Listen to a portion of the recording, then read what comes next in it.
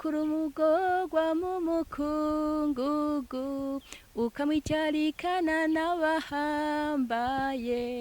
Emana, Emana, Emana urahambaye, ukura umugorwa mu mukungugu ukamwicarikana n'abahambaye.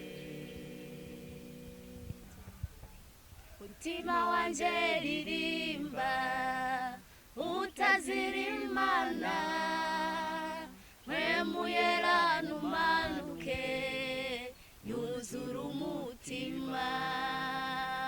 Mutima wanje ririmba utazirimana, mpwemu yera numanuke yuzura umutima.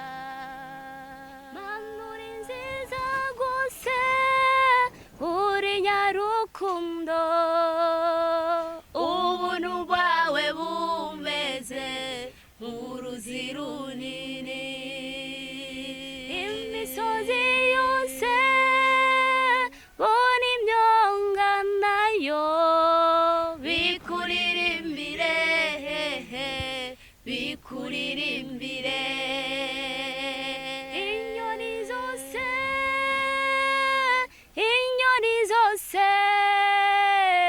Zikorane twebwe nazo dushima Imana. Mana uri nziza gose, uri nyarukundo, ubuntu bwawe bumeze nk'uruzi runini. Imisozi yose bona imyonga nayo bikuririmbire, bikuririmbire. Inyoni zose, inyoni zose zikorane twebwe nazo dushima Imana.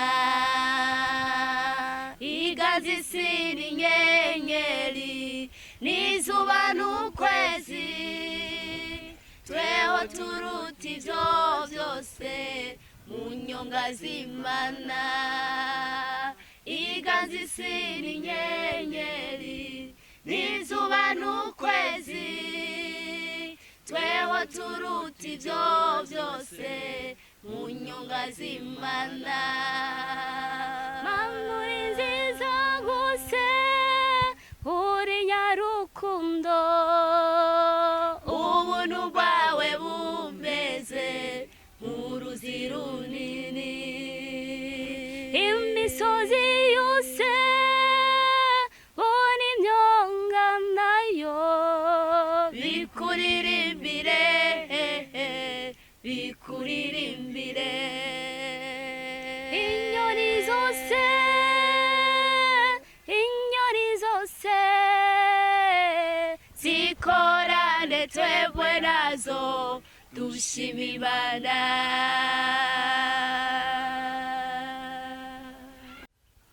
Nari umuntu yihebuye mu buzima, maze kubona ameze gutya sinarinzi yuko nzoronka umufasha, sinarinzi ko nzoronka umufasha, kuko nari nagaragaje kurondera abigeme. Murazi umuntu abaye umusore, ubusore ntiburaba ngo uramugaye, uko yoba ameze gute ntiburaba, nimba ubuto nyene murabuzi nyene bumera, nanje buca buramfata. Cangerageza kurondera, ndondera shimye kurya nawe wiwoshima, mugabo uwo mbajije akemera. Mugahagera inyuma bakamuhanura ati wewe ukiri muto, wo kwemerera kirya kimuga kubera iki? Icyo ntigishoboka.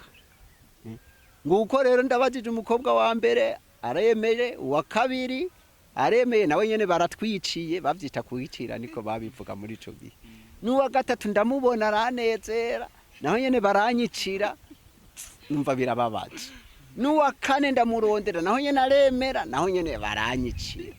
None bizogenda gute? N'uwa gatanu ndamubona nturyangira we bizokunda, aranyemera, naho nyene baratwiciye.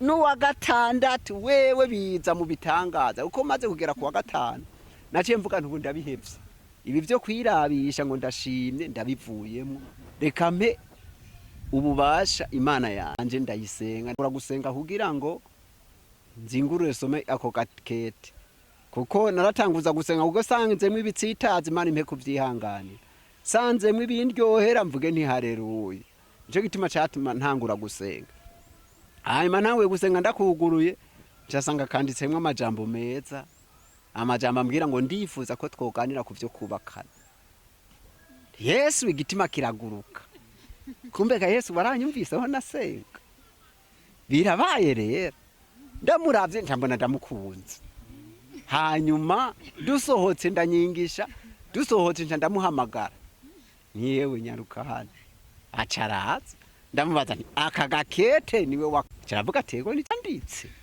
atego nije nakanditse ntimana ikumpezagiri guhera aho nca ndaryoherwa nca ndashima imana haleluya zimbana nyinshi ndavuga nti imana irampaye umufasha ariko kumbe ni nyishu nasenze abadayimoni bumva ni nyishu yitangije mugabo atariyo hanyuma twaherukanye iryo gusa ndavuga nta bavyeyi rero bazoza kubaza ijambo kugira tuzogire mariage dufunga indo wiciye mu muco mw'ishengero muganda mubwiye iryo jambo agaca gobwa ururimi ntanyishure na rimwe tukamarana nk'amasaha nk'atatu atavuga ari ngahari twajunje twese nkavuga kananirwa no kunyishura biramara umwanya muremure kugeza aho numva bindabe none gamana ibimenyetso byose ko nabibonye none agaca bikiragi nibiki byavuye kuri wewe cyahe byagenze gute nyizazaniwe nagiye numva mwene wavuze aho mvuka mu Ruyigi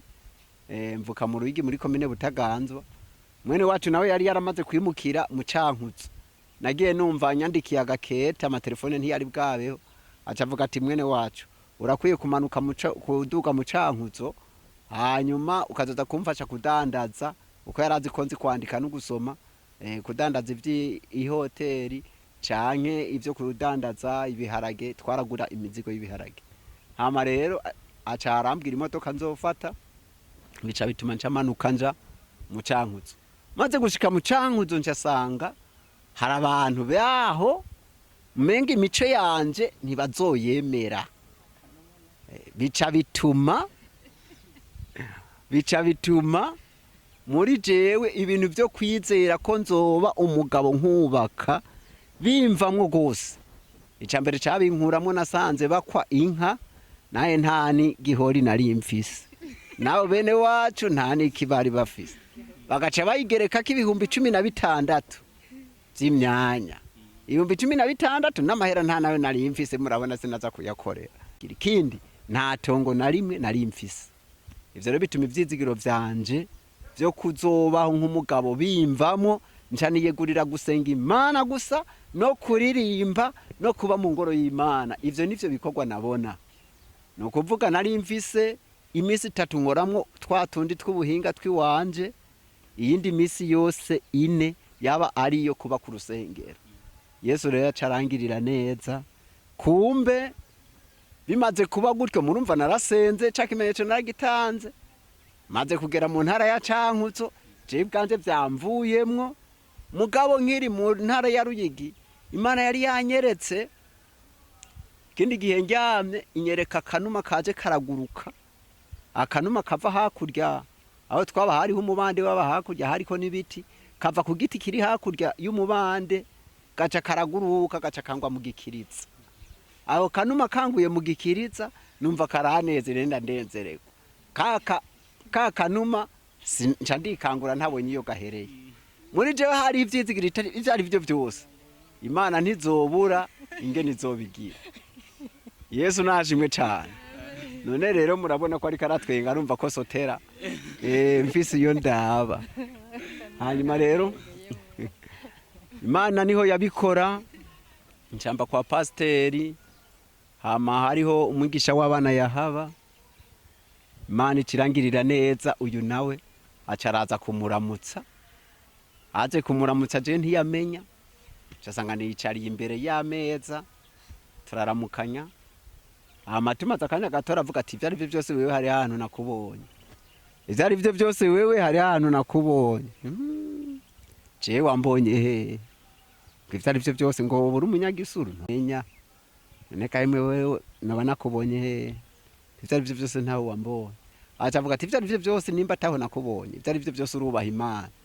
Nace ndamubwira nte ico uvuze nico. Imana ndayubaha kandi ndayikunda. Yesu nashimwe cyane. Aho yabona niyicariye. Mukanya rero bica birasaba ko mva imbere y'ameza. Nca ndasohoka hanze.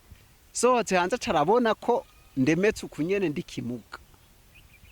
Amaze kubona ko ndi kimuga, yaciye yibuka nawe ivyo yaciyemwo. Hanyuma bimaze kugenda gutyo, arataha ndamuherekeza. Uhereye ubwo ibimbwira mvuge n'ivyo yambwiye. Ijwi rimubwira ati none urya hamwe yo kubaza wo mwemerera. Iryo jwi ajana naryo je nari naravyikuyemo nta kindi. Hanyuma harageze igihe uyu aragaruka uko narakunda abantu twiganira ivy'Imana nivyo nari nihaye dushingiranira intahe. Yari yashinze intahe ndayumva naje ndashinga intara yumva. Nukuvuga yuko yari amaze kuba nk'umuntu w'umugenzi mu bintu byo kuganira ivy'Imana. Mu bintu byo kuganira ivy'Imana guko ivyo kugira ngo nubake nari navyikuyemwo. Jewe nta vyari bikiri muri jewe. Hanyuma niho numva ngo aragwaye ntamenye ikimugwaje. Nca ndamwandikira indirimbo y'amajana 280. Irya ndirimbo ivuga ngo iminsi irahita vuba, iminsi irahita yiruka, ihigenda benshi barapfa batamenye umukitsa. Yesu nashimwe cyane. Iyo ndirimbo maze kuyimwandikira jewe numva umenga yo mufasha mu kugwara kwiwe. Mugabo kumbe niyo yaciyiba umugozi umuboha. Kuko murabona ko harimo igitero kivuga ngo reka uko kwizera guke naruhebwa yokizwa. Ivyimviro vyize na ryatu yagenda twaye ngo hamwe yo kubaza ngo wo mwemerera. We ryarakomeye muri we rigumamwe iyo ndirimbo imaze kuba ikiramunegeno. Bica bituma rero yandika ikete aranyandikira ati ku mukunzi wanje Emmanuel. Nimba utaramenya ko Imana yakwishuye ongera uvuka mu yibaza. Imana yarakwishuye. Ati naravye kuko irengagiza sanga nomera nkayona. Naravye kuko irengagiza sanga nomera nkayona. Ibi navyo nibiki? Murumva umusore ivyizigiro vyo kubaka vyavu ncanza mu kugeragezwa. Ibi navyo nibiki? Mugabo mu kugira ndarisome nkuko nari mfise kamenyereye kubanza gusenga nari natanguye gusenga. Nari nicaye kugitanda hari ku mutaga. Nca ndiyumvira ivyo ari vyo. Ndavuga nti kumbe abakobwa bo mu Cankuzo gutya barashoboza kwifuza gutya. Barashobora kwifuza gutya. Nkivize mu minu. Ubwo nyene naciye mfatwa n'itiro. Ikete ndarifise mu minu. Tiro rica riraza. Mwiryo tiro hacahururuka video ya wa mukobwa wa mbere nabaza kemera bakatwicira. Nuwa kabiri n'amajambo twari tuvuganye ni aho vyari bigeze. Nuwa gatatu biba gutyo ndamubona araza. N'amajambo twavuganye naho vyari bigeze. Nuwa kane, nuwa gatanu na wa wundi wa gatandatu nabona kibimenyetso mugabo bikaba bitataco vyavuyemwo. Nza numva ijwi rirandamutse ngo none uvuze ngo arakwifuje. Ngo babandi bajya ko batakwifuza. Ndazanza mukasanga nabizi indugumbo mubiri wose ntuguta numva amazi niyo ari karatemba ndava ku gitanda nja musi y'igitanda ndavuga nti Imana menye ko ari wewe. Nca nibutswa ryasengeso nasenga nti Imana umukobwa azobanza kunyandikira azoba ari uwo rica riramfata mwiryo rimaze guherengana nca ndagibuka. Inyuma kuri mwaho ka envelope yari yavuze ati nimba ari byo uzoce umbwira mpindure kuko we yari umumethodiste nanje n'umu Pantekote. Uzotumira mpindure mve mw'ishengero iwacu sezere nje muri Pantekote. Naciye ndamwandikira nivyo hindura. Yesu nashimwe cyane. Mukanya ntiyatevye yaciye ahindura mbona turareha muri Pantekote. Ngaho rero intambara ikiravyuka. Aba Pantekote biwacu atavyizigiro babona vyo kubaka bati urya nawe nibiki urya ziye kakamuga Emmanuel. Aba methodiste nabati wa mukozi w'Imana yakorera Imana gutya yahora yigisha abana Imana yo muhikimuga eka iyo ni mpwemu mbi abo n'abadayimoni haca haba intambara kuri twebwe. Iyo ntambara ivuyeho haca hajamwo intambara y'abasazi. Abasazi bati po natwe dukomeye twarababuze kiya kimuga ntikizoronkwa umufasha. Ivyo birarengana.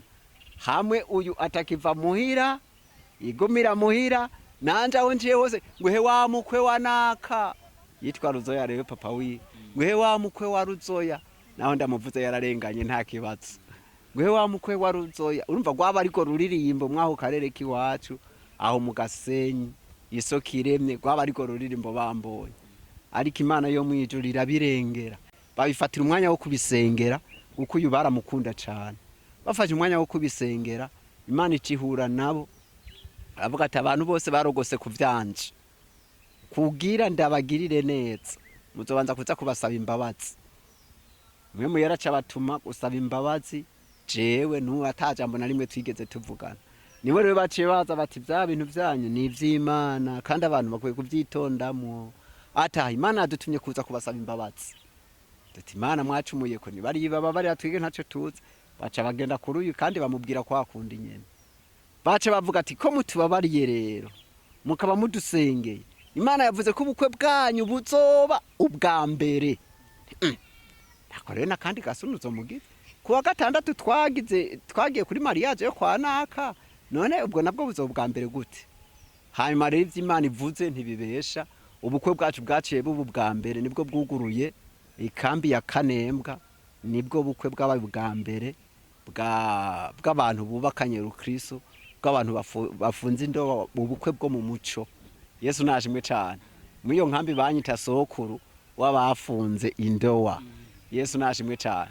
Uhereye babonye ikimuga kigize mariage yari mariage imeze neza bagwanije umukozi w'Imana yafungiye indowa bavuga kirazira kome kikizima ku gipfu baramutangiriza amajambo bamwe menga agomba kubiheba mugabo hamwe ararinda ati ivyo arivyo byose reka turinda bikore.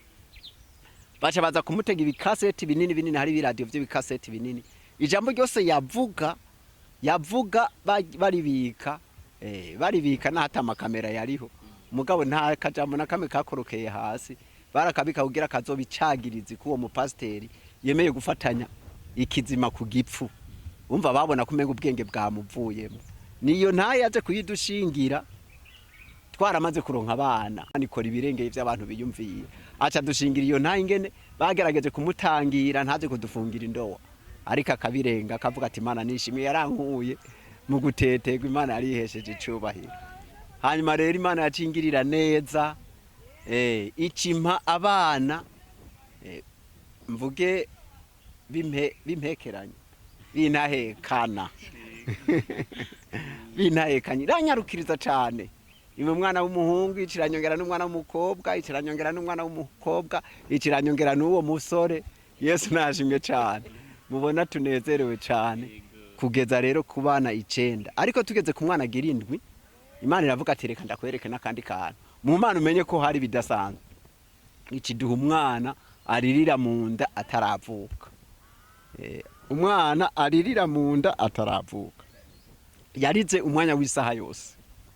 Umwanya w'isaha yose turaza guhamagara abantu baraza barumviriza baradufasha gusenga ranka kunuma baraza baradufasha gusenga abakozi b'Imana baradufasha gusenga biranka kugeza aho hageze umwanya w'isaha wose uhetse araceceka baca mutwara kwa muganga wi Imana ikimuduha ari umwana mwiza komeye uko twaramenya duti twege ko twibungenze Imana yatupamazina y'abazovuka twaba twayamenye imbere y'igihe. Uyu yace yaronka gace yandika nimba ari kwitafari ginzo gace yandika kugira ntibifudike. Iyo rero Imana ihezagije umugisa agatwarinda twamenya ko azovamwe umuhungu canke umukobwa ivyo twaba tubitse. Ico gihe nyene bamaze kumva abamizirima baraje barumva bati ko umwana ivyo vyabaye nibiki kuririra kiri munda ivyo ntibibaho. Baca baza ari nk'igitero muhira ku mbuga barampaririza bati ni by'ukuri n'umwana w'umukobwa azoza ameze neza muzomubona muzotangara batoya.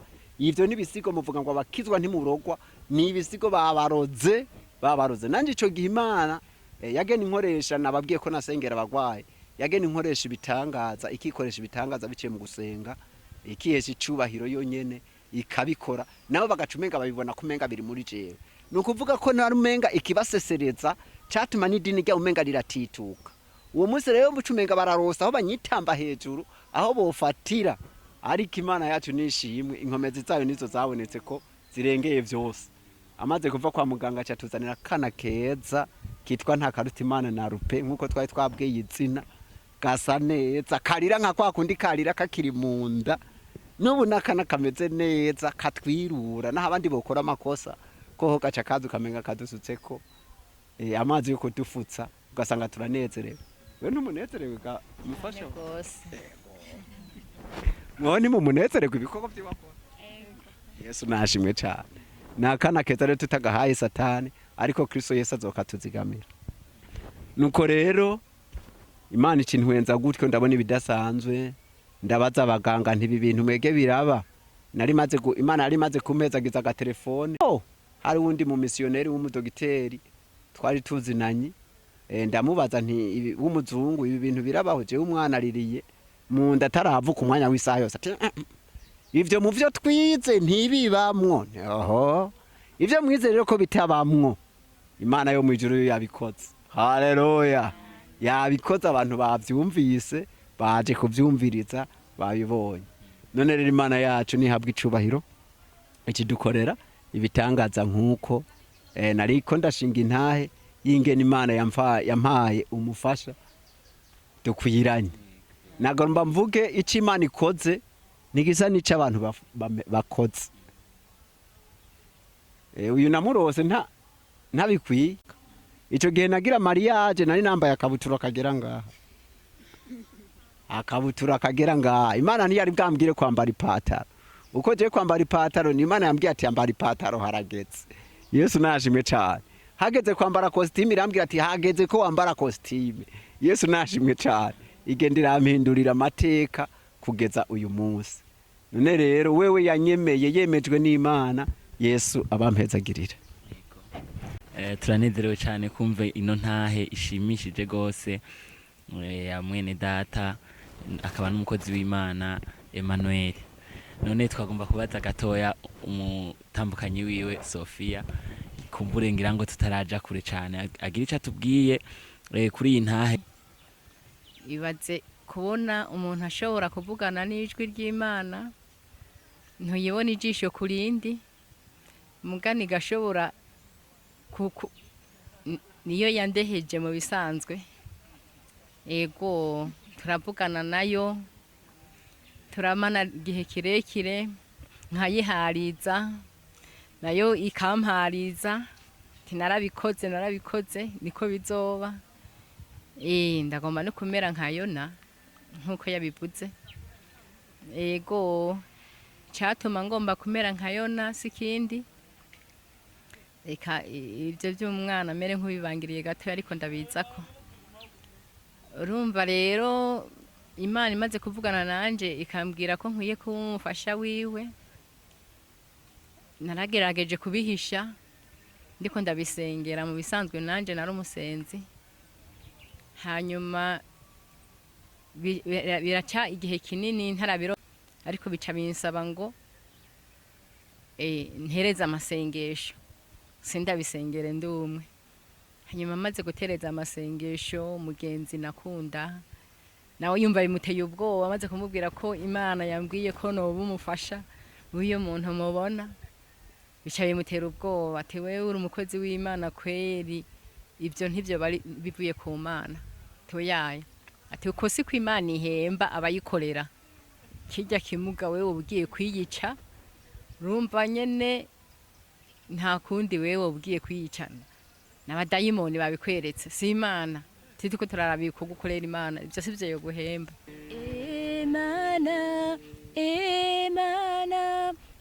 Imana urahambaye ukuri umugorwa mu mukungugu ukamwicarikana n'abahambaye